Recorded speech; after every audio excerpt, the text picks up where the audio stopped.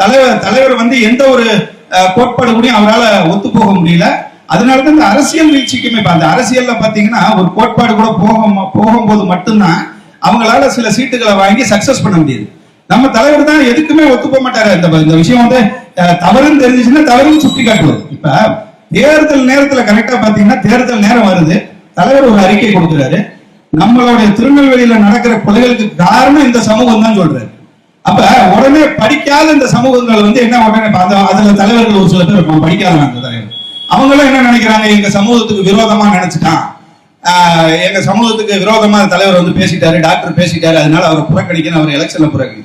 ஆனா அதே சமூகத்துல படிச்சவர் என்ன நினைச்சிருப்பாங்கன்னா, முந்தைய காலத்துல பல கலவரங்கள் இந்த ரெண்டு சமுதாயத்துக்குள்ள வந்துச்சு, டாக்டர் ஒரு எச்சரிக்கை மணி அடிக்கிறாரு, நம்ம இளைஞர்களை நம்ம வந்து ஒழுங்கு வழி நடத்தலைன்னா மாத்தி மாத்தி இளைஞர்கள் சந்தி பழைய மாதிரி கலவரங்களும் ஜாதி சண்டைகளும் வரும்னு ஒரு எச்சரிக்கை மணி அடிக்கிறாரு. இதுதான் ஒரு படிச்சவன் நினைச்சிருப்பான். அதுதான் பிரச்சனை. இப்ப அதை வந்து கரெக்டான ஆளுகளை எடுத்துக்கொண்டு போகும்போது பல சமுதாயங்கள் வந்து டாக்டரை ஏத்துக்கிறாங்க, மூத்த தலைவர்கள் ஏத்துக்கிறாங்க. ஆனா நம்ம இந்த 300 ரூபாய்க்கு ரீசார்ஜ் பண்ணிக்கிட்டு 30 மெசேஜ் போடுறான் பாருங்க, இவங்க மாதிரி ஆளுகளுக்கு நம்ம பதில் சொல்ல வேண்டிய சூழ்நிலை வந்துகிட்டு இருக்கு. அதே போல ஒரு சங்கத்தை கூட பதிவு பண்ண முடியாம இருக்கு. சங்கத்தை பதிவு பண்றதுக்கு குறைஞ்சபட்சம் 5 பேர் வேணும். 5 பேர் இல்ல அப்படின்னு சொன்னோன்னே அவன் சரி யூடியூபுக்கு ஒரு ஆள் தானே வேணும்னு சொல்லிட்டு யூடியூப் சேனல் ஆரம்பிச்சான். இதுதான் இந்த பெரிய சிக்கல்ல போய் முடிஞ்சிருது. ஆமா, அதே போல சங்க பதிவு பொண்டாட்டியை கூப்பிடும் போது பொண்டாட்டி திட்டுறா, ஏண்டா பூவும் பொட்டும் பிள்ளைக்கு பாலுமே நீ பிச்சை எடுத்து தான் எனக்கு கொண்டு வர, நீ கட்சி ஆரம்பிச்சு நீ என்ன மயிரா புடுங்க போற அப்படின்னு கேட்கறான் பொண்டாட்டி. அதனால இவனுக்கு தனியா உட்காந்துக்கிட்டு ஒரு யூடியூப் சேனல்ல உட்காந்து பேசிக்கிட்டே போய்கிட்டு இருக்காங்க.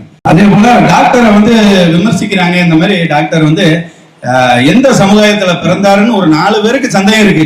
ஆமா, அது ஒரு 4-5 பேருக்கு ஒரு முட்டாள்களுக்கு சந்தேகம் இருக்குன்னு வச்சுக்கோங்களேன். ஆனா டாக்டர் வந்து 40 வருஷமா எந்த சமுதாயத்துக்காக பிறந்தாருன்னு இந்தியாபுரத்துக்கு யாருக்கும் சந்தேகம் கிடையாது. ஆமா, அதுல எல்லாருமே உறுதியா இருக்காங்க. டாக்டர் எந்த சமுதாயத்துக்காக பிறந்தாரு, என்ன வேலை செஞ்சுக்கிட்டு இருக்கான்றதுல ரொம்ப உறுதியா இருக்காங்க. அதே போல டாக்டர் எங்களுடைய இளைஞரணி தலைவர் வந்து எனக்கு தெரிஞ்சு அப்படியே டாக்டருடைய ஜெராக்ஸ் காப்பி மாதிரியே வந்துகிட்டு இருக்காரு.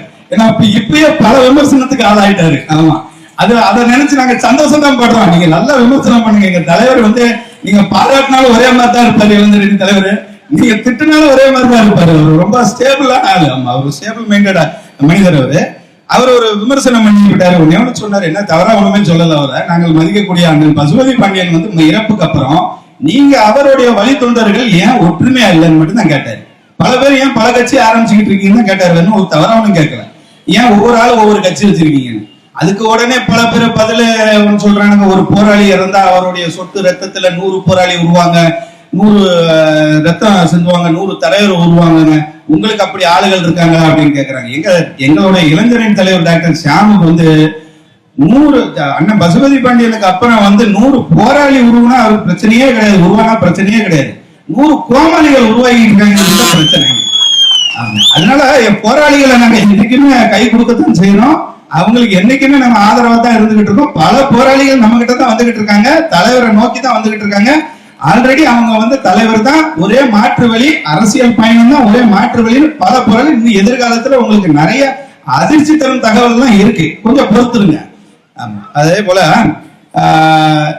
இது தலைவரை வந்து பல பேர் விமர்சனம் பண்றான். அவருக்கு வந்து இப்ப நம்ம சமூகத்துல ஒரு பெரிய பிரச்சனை என்னன்னா, மறைஞ்சா மட்டும்தான் மதிக்கிறான், அதுதான் பிரச்சனை இப்ப.